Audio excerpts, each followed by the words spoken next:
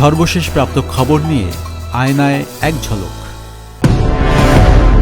কাটেনি জ্বালানি সংকট, অনেক পাম্পেই নেই তেল, গাড়ি চালকদের দুর্ভোগ, পাম্পে পাম্পে ঘুরছেন বাইকাররা।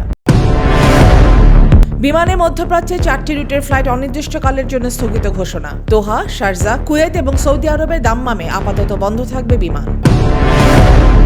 দেশে পৌঁছেছে ইরান ইসরায়েল যুদ্ধে দুবাইয়ে নিহত আহমেদ আলীর মরদেহ। বিমানবন্দরে কফিন গ্রহণ করলেন পররাষ্ট্র প্রতিমন্ত্রী শামা ওবায়দ ও প্রবাসী কল্যাণ প্রতিমন্ত্রী নুরুল হক।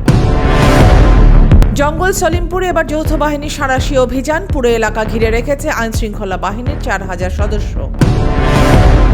ইরানের বিরুদ্ধে বিশ্বাসঘাতকতার অভিযোগ কাতারের প্রধানমন্ত্রীর। ইরানের নতুন সর্বোচ্চ নেতা নির্বাচনের ঘটনায় নাখোশ ট্রাম্প।